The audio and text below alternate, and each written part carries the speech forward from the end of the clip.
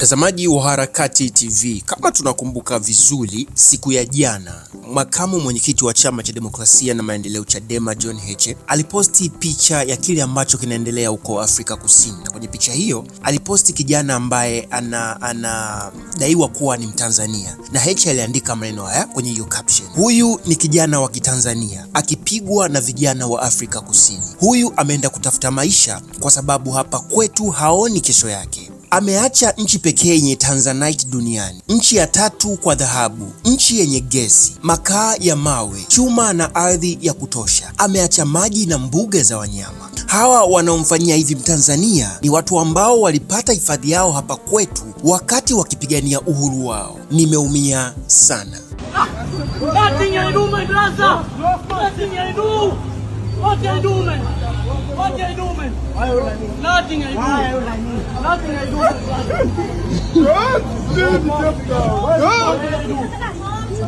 What I do, my sister? What I do? What I do, my sister?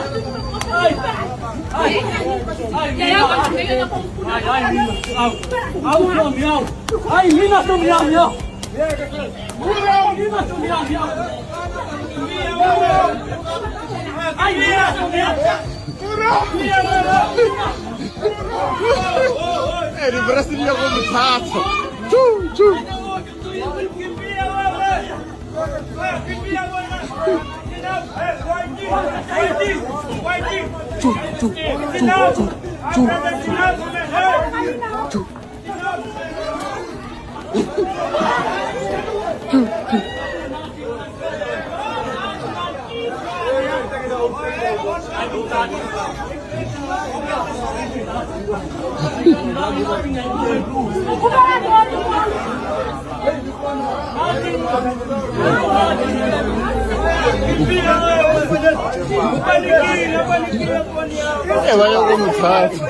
Vai como passa com o pelo.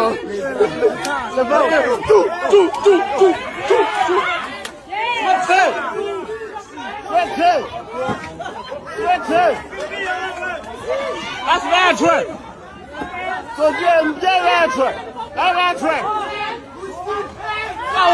Why trouble? Trouble there, no.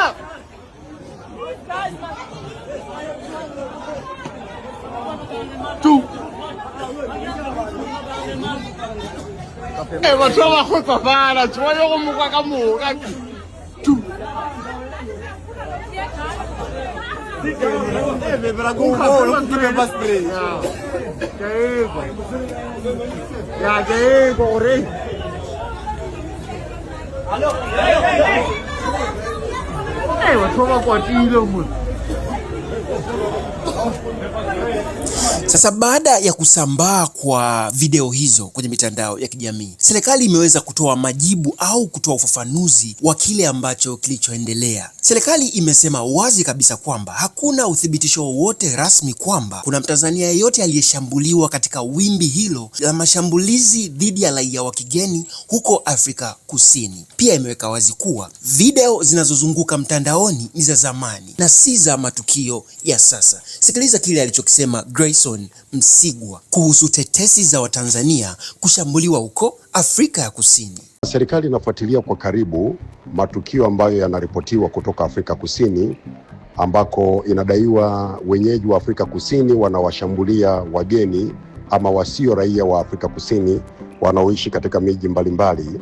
Sasa katika ufuatiliaji huu mpaka sasa hatujapata uthibitisho wowote wa Mtanzania aliyeshambuliwa katika wimbi la safari hii la wenyeji kuwashambulia wageni. Video ambazo zinasambazwa mitandaoni baada ya ufuatiliaji kupitia ofisi yetu ya ubalozi ya Afrika Kusini, tumebaini kwamba ni video za zamani, ni picha zilizohusisha matukio yaliyotokea zamani, na bahati mbaya wanaosambaza video hizo kwenye mitandao ya kijamii wanataka kuaminisha kwamba ni matukio ambayo yametokea sasa. Kwa mfano, hii video ambayo imezua taharuki kubwa na watu kudai hawasikii tamko la serikali, hiyo ni video ambayo ilitokea muda mrefu kidogo, mwaka 2023, ambapo kijana huyo anayeonekana kwenye hiyo video akishambuliwa kwa kipigo kutoka kwa wenyeji inadaiwa kwamba alikuwa akikabiliwa na tuhuma za kupora simu. Kwa hivyo ndipo wakamkamata na kuanza kumpiga. Sasa ni tukio ambalo tayari lilifanywa kazi mwaka 2023, lakini pia kuna video nyingine ambayo inasambazwa kwenye mitandao ya kijamii ikionyesha mfanyabiashara ndogo akishambuliwa na kuambiwa aondoke Afrika Kusini. Baada ya ufuatiliaji hiyo video na yenyewe tumebaini kwamba yule sio Mtanzania, ni raia wa Nigeria.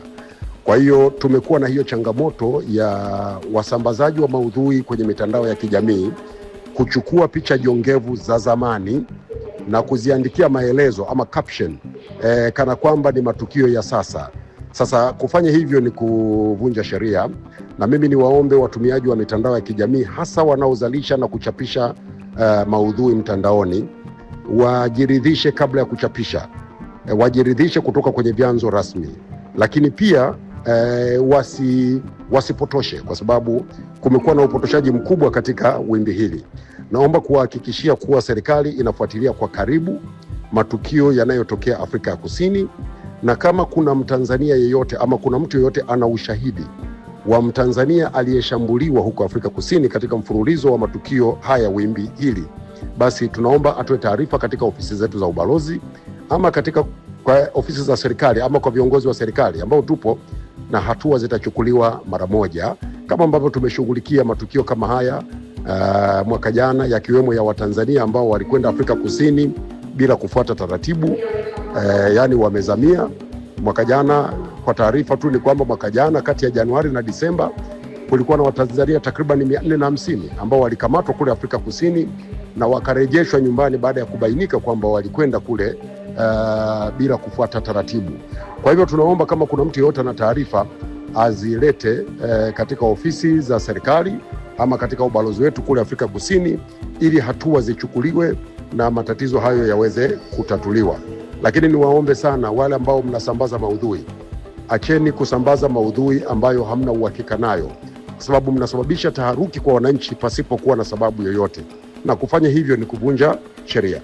Lakini pia Mwanahalisi wameposti sauti taarifa kutoka kwa mwanaharakati na kiongozi wa Watanzania wanaoishi huko Afrika Kusini, Bwana Mohamed Talban Nsangi, ambaye ametoa wito kwa vijana wa Kitanzania kutafakari upya safari ya kwenda kutafuta maisha nje ya nchi huko, akieleza kuwa kwa sasa si mahali salama kama ambavyo ilivyokuwa hapo awali. Sasa akizungumza na Mwanahalisi Digital kuhusu hali inavyoendelea, Nsangi ameweka wazi kabisa mazingira ambayo yanaendelea huko Afrika Kusini, lakini pia akatoa ufafanuzi kuhusiana na ile video ambayo John Heche aliposti, lakini pia hata Msigwa ameweza kutoa ufafanuzi ya hicho ambacho kinachoendelea, na yeye akasema kwamba video hii, ukweli kuhusu video hii ni huu hapa. Na kuna baadhi ya klipu zinatumwa mitandaoni zinakuwa sio za siku hiyo ya tukio, zinakuwa ni za miaka ya nyuma, kwa sababu kumbuka kwamba haya mambo yanatokea South Africa, sio kwa mara ya kwanza yanaweza kutokea. Hizo homofobia huwa zinatokea sana South Africa. Kwa hiyo kuna baadhi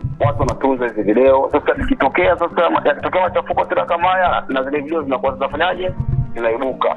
Kwa hiyo wasiokuwa wanazijua wanajua ni matukio ya sasa hivi. Unaona bana, kumbe sio matukio ya sasa hivi. Alafu isitoshe, ili swala linafanyika Debeni ni mji mmoja tu ambao linafanyika, na katika huo mji mmoja sio kote, ni baadhi.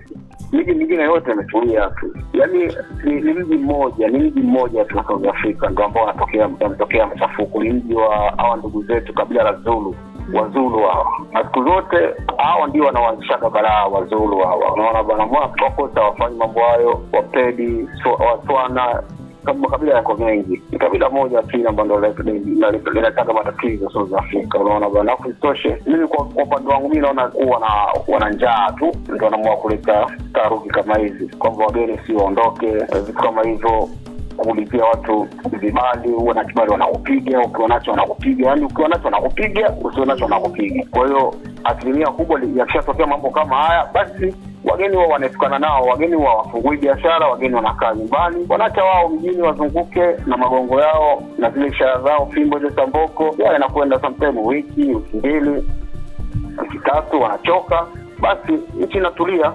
hamna Mtanzania. Alafu isitoshe haya machafuko yanapokuwa yanatokea siku zote, asilimia kubwa najua wanakuwa wanadhurika ni wa Zimbabwe na wa Malawi, kwa sababu wao ndio watu wa kujichanganya sana na wa South Africa katika location, katika biashara, labda sokoni. Tunamkuta Mtanzania sokoni anauza nyanya, anauza vitunguu, anauza nini, hakuna kama hicho. Kwa hiyo wengi wanakuwa wanadhurika ni nchi za Zimbabwe, kwa sababu Zimbabwe ndio biashara zao hizo, na sokoni si wapi, unaona kama hivyo. Lakini kwa Tanzania ni ngumu sana. Yani hata kama pia walikuwa wanakufa labda ni 10 kwa mmoja au 2 kwa mmoja na miaka ya nyuma, kwa sababu na kumbukumbu nzuri tu kwamba ni kama sasa hivi nani lopita na kama hicho debeni pande wa kufaga Tanzania. Unaona wasi watatu wale ndio walikufaga ndugu zetu wa Tanzania. Sasa kilioni niko petrol na hisia, unaona bana.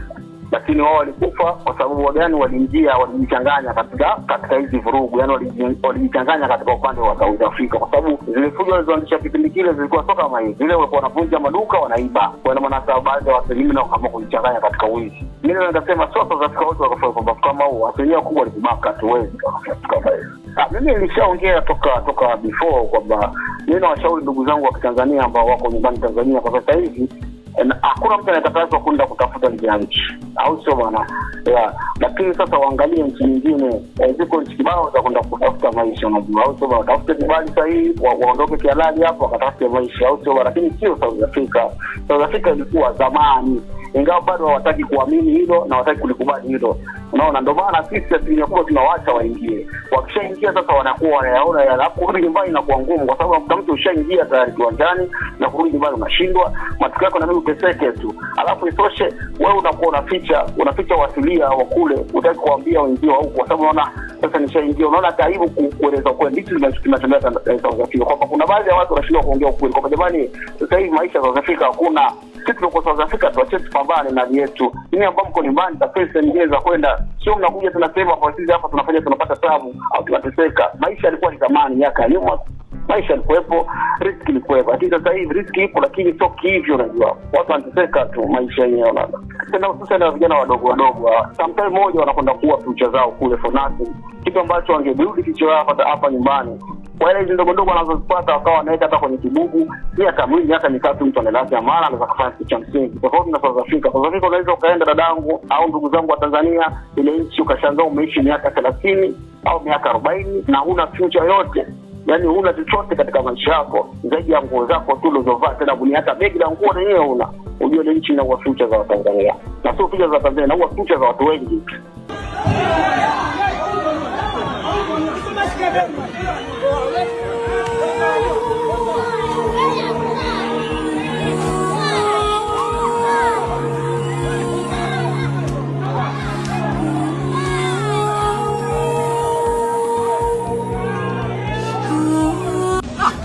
Nothing I do, my brother. Nothing I do.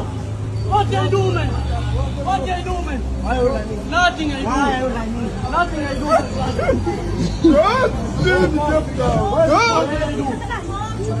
What I do, my sister? What I do? What I do, my sister?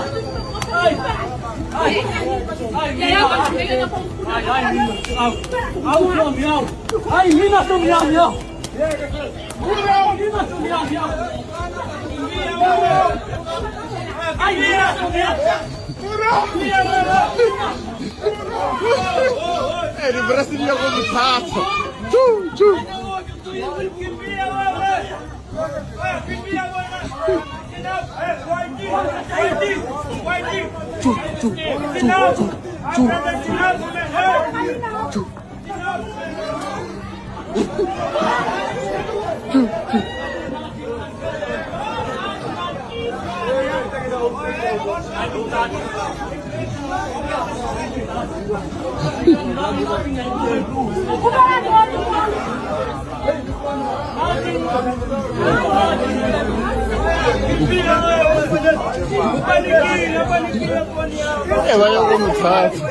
Vaya como pasa con celo.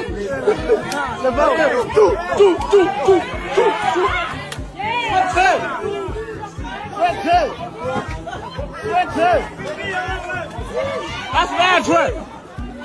So get that track. That track.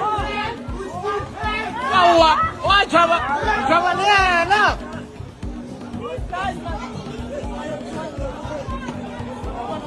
Tu. Watu wako pafana, tuwayo kumuka kamuka. Tu.